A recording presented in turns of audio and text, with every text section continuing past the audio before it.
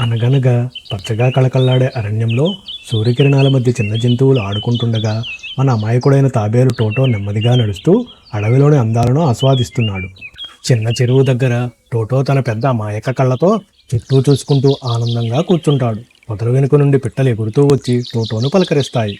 Toto ఎవరికి అయినా సహాయం చేసే మంచి తాబేలు కాబట్టి అడవిలో అందరూ అతని నమ్మేవారు. అన్ని జంతువులు అతనితో ఎంతో స్నేహంగా ఉండేవి. రోజులు గడుస్తున్న కొద్దీ అడవిలో ఎండ పెరగడం మొదలవుతుంది. పచ్చికలు పొడిబారిపోవటం, చిన్న చెరువులన్నీ ఎండిపోవడం చూసిన టోటో ఆందోళన చెందుతుంది. అన్ని జంతువులు ఎండిపోయిన చెరువు దగ్గరికి వచ్చి దుఃఖంగా చూస్తుంటాయి. టోటో వారికి ఓదార్పు ఇస్తూ వారిని బాధపడకూడదని నమ్మబలుకుతాడు. ఒంటరిగా చెట్టు నీడలో కూర్చున్న టోటో తన కళ్ళును మూసుకుని దేవుడిని మనస్ఫూర్తిగా ప్రార్థిస్తూ మా అడవికి నీళ్లు కావాలి అని కోరతాడు. అకస్మాత్తుగా ఆకాశం నుండి ఒక స్వచ్ఛమైన బంగారు కాంతి కిరణం టోటో పైన పడి ఆ ప్రదేశం మొత్తం వెలుగుతో నిండిపోతుంది. ఆశ్చర్యంతో మెడ ఎత్తిన టోటోకు ఆ కాంతి మధ్య నుంచి ఒక మృదువైన దేవుని స్వరం వినిపించింది.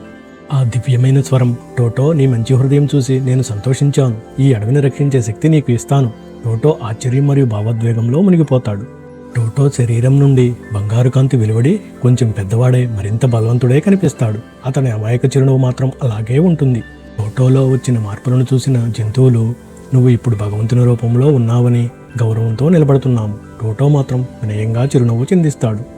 దేవుని శక్తితో టోటో తన చిన్న కాళ్లతో నేలను బలంగా తవ్వడం మొదలు పెడతాడు. అలా లోతుగా తవ్విన టోటోకి నీళ్లు బయటకు తీసుకొస్తాడు. కొన్ని రోజులకి నేల నుండి చల్లని నీరు ఊరి పెద్ద చెరువుగా మారుతుంది. జంతువులన్నీ ఆనందంతో కేరింతలు కొడుతూ చెరువు వైపు పరిగెడతాయి. ఆకాశంలో రంగురంగుల పిట్టలు వలయాలు వేసి పాటలు పాడుతూ టోటో హీరో, టోటో హీరో అని అరుస్తూ ఈ మహత్తర పనిని సంబరంగా జరుపుకుంటాయి.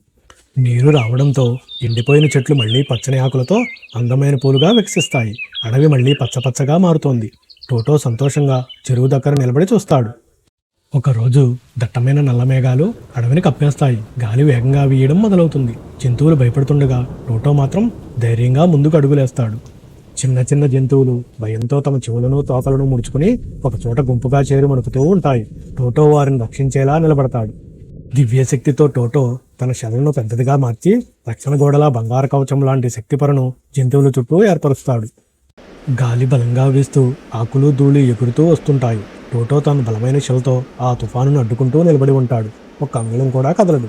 కొద్దిసేపటికి నల్ల మేఘాలు చెదిరిపోతాయి. ఆకాశం మళ్లీ నీలంగాను, ఎండ మళ్లీ ప్రకాశంగా మారుతుంది. అది చూసిన టోటో ఊపిరి పీల్చుకుంటాడు. జంతువులన్నీ టోటో చుట్టూ చేరి పూలు అందిస్తూ ప్రేమగా ఆలింగనం చేసుకుంటూ టోటో చేసిన రక్షణకు కృతజ్ఞతలు చెబుతాయి. దివ్యకాంతి తరిగిపోతుంది. టోటో తన మాయారూపం నుండి మామూలు తాబేలుగా మారిపోతాడు. తన చిన్న పాదాలను చూసి నవ్వుకుంటాడు. దేవుని స్వరం మళ్లీ వినిపిస్తుంది. ఆ స్వరం, టోటో, నీ మంచితనం ఎప్పటికీ ఇలానే ఉండాలి. నువ్వు చేసిన సేవ ఎప్పటికీ మరువబడదు. ఈ అడవి నీ సంరక్షణలో సురక్షితం అవుతుందని చెబుతుంది. జంతువులన్నీ కలిసి టోటో కోసం చెరువు పక్కన చిన్న అందమైన గుడిసె కడతారు. టోటో ఆశ్చర్యంతో ఆనందంతో వారి వైపు చూస్తాడు. కొన్ని రోజులు గడిచాక ప్రకాశించే సూర్యకిరణాల మధ్య టోటో తన కొత్త ఇంటి ముందు నిలబడి చిరునవ్వుతో చూస్తాడు. అలా టోటో అడవికి శాశ్వత రక్షకుడు అవుతాడు.